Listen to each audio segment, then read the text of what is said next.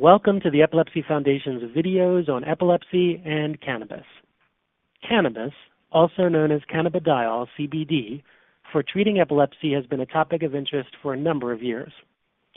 The Epilepsy Foundation developed this peer-to-peer education for healthcare providers about CBD and epilepsy to provide important factual information and dispel myths and misperceptions about this topic. Recently, a purified pharmaceutical form of CBD was tested like other prescription medications for two forms of severe epilepsy, Dravet syndrome and Lennox-Gastaut syndrome. Both syndromes start in childhood and are associated with very difficult to control seizures, multiple seizure types, and other developmental problems that can progressively worsen. These videos were designed to share what we know, what we don't know about CBD and epilepsy, and includes published data on the first FDA-approved CBD product for treatment of Dravet and Lennox-Gastaut syndrome. The participants share their knowledge and experiences about what to consider about CBD in general and tips for counseling people with epilepsy and families. The project was funded in part by Greenwich Biosciences. The Epilepsy Foundation editorial board of Epilepsy.com and staff had complete control on the creation and review of this content.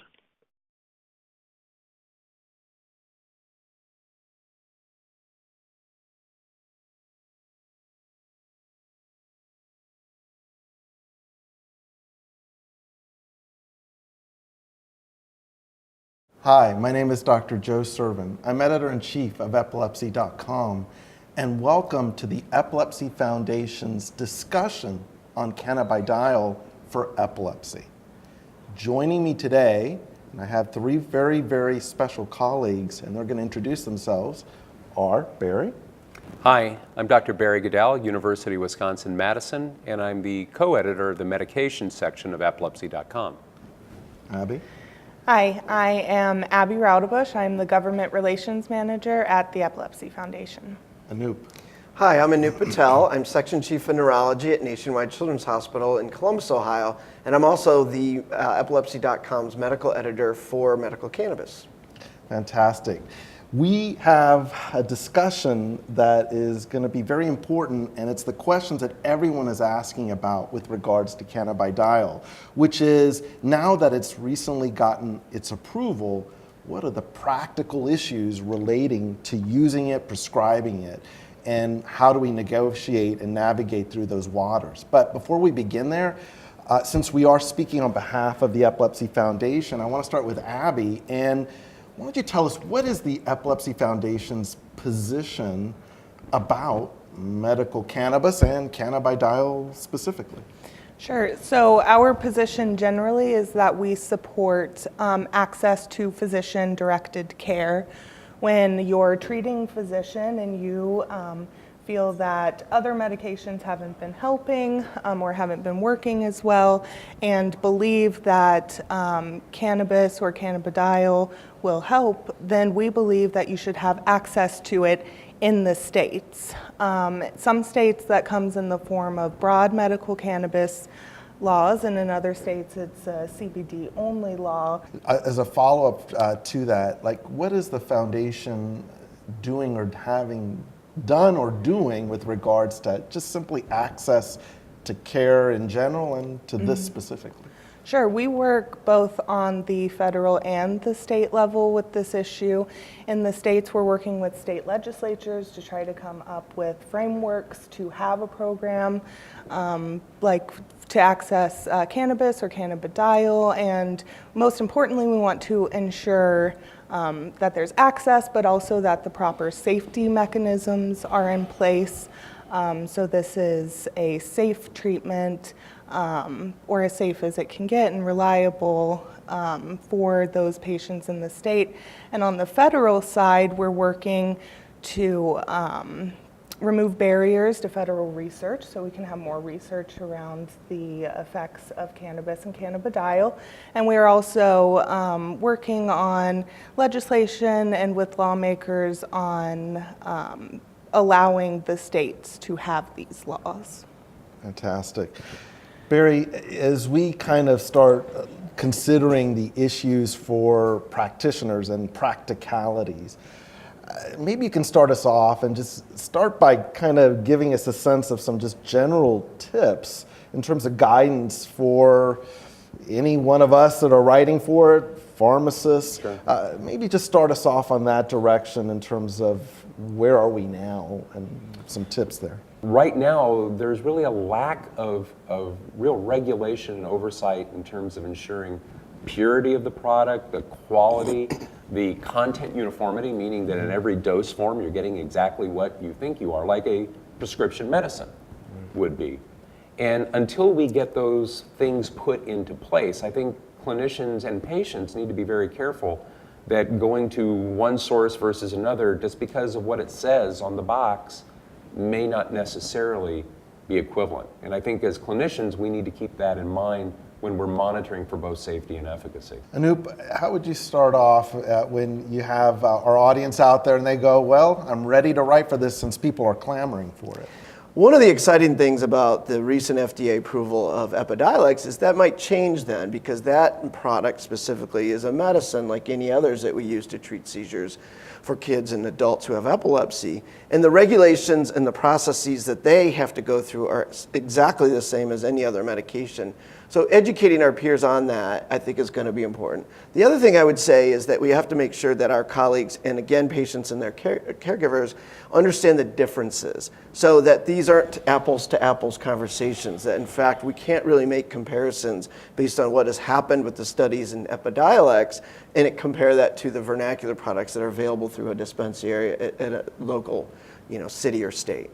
One of the biggest concerns that I hear from practitioners is just trying to navigate federal versus state law. It depends where you live, how the varying levels, and I know we're going to get into this in other discussions, but maybe to start us off, what practical pieces of advice do you have for our practitioners as we navigate federal versus state? And maybe, Abby, I'll start off in terms of from the foundation on that topic. Right.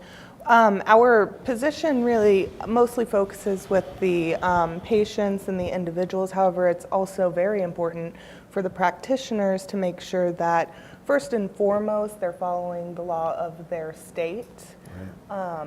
But secondary to that is also that to the best of their ability they are following federal law as well, because both apply, and while they're opposites, you sort of have to find the middle ground in between it, which is why a lot of these state laws, practitioners can't prescribe medical cannabis like they would prescribe a epilepsy medication, and it's only a recommendation. Yeah, and I think also with that being said is the conflict there is between state and federal law, and having our colleagues understand that even though your state says you can recommend, you need to be careful to understand what the federal implications are. Right.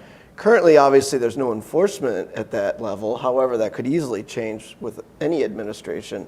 And so being updated, I think, is very important and practical for our colleagues.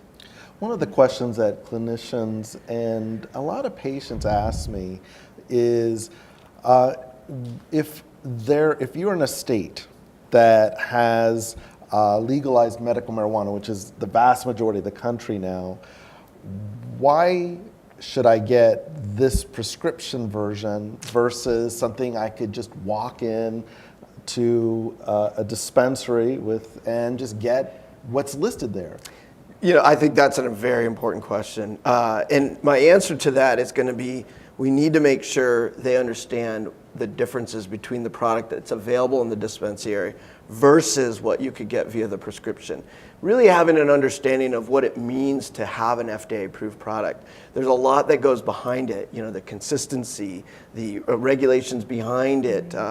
Those are things, and the truth in labeling, I think, is another big area where you can guarantee you're going to know what's in the product that you're going to give either you as a patient or your child or loved one, where you can't have that assurance based on the lack of oversight that's there with the dispensary products. Until that changes, I think that's going to be important for people to understand.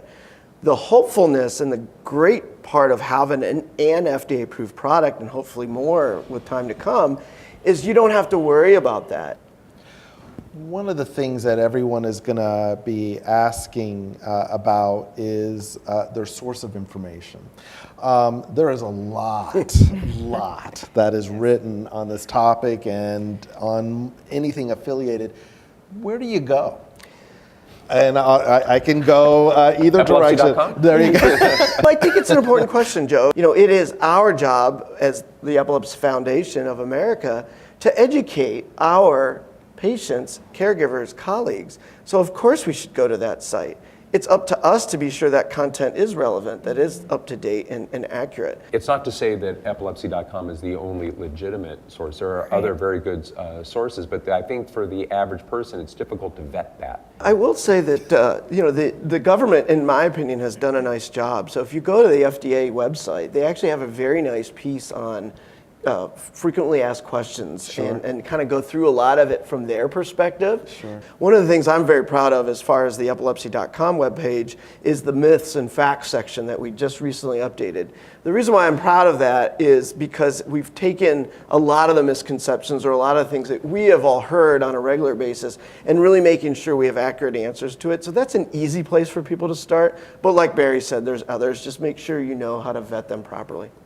Let me, I want to kind of get to kind of a final piece of this discussion, and what I'll ask is for each of you guys to kind of, what's the big take-home summary that you would want, is, you know, just related to the practicalities of, as we embark down this road of this availability of this particular medication and others similar to it. What would you want to make sure that our listeners, our viewers, are aware of in terms of the big take-home point? And I'll start over here. Yeah, I think the biggest take-home point is that these products are not the same, that they're not apples to apples. And what's happened with the FDA approval of Epidiolex does not necessarily trickle down to these other products that could be bought through dispensaries. I think that's the biggest take-home point that I would like people to understand, and also understand the legal aspects from the standpoint that just because Epidiolex is FDA approved doesn't make what you're currently giving your child or recommending as a or as a provider to be legal. Got it. Abby? For individuals and patients specifically, it's important to keep in mind that this is like any other treatment that you would have for epilepsy. So it's not something that you should decide on your own. You're going to switch to a CBD oil instead of your prescribed medication. You should always be working with your treating physician, not just any physician that you visit. And also to really, to touch on your point, really know the legal landscape of your specific state. We have those specific resources on advocacy.epilepsy.com. We keep maps updated with the laws in each state, and we have an FAQ about that. And so you can really find the information that you need to make sure that you're working within the law so you can get this treatment legally within your state. Excellent points. I want to thank you, Barry, Abby, and Anoop. This has been a terrific discussion. Thanks. My name is Dr. Joe Servan, Editor-in-Chief, Epilepsy.com. You've been viewing the Epilepsy Foundation's discussion on cannabidiol for epilepsy. Thanks so much for joining us today.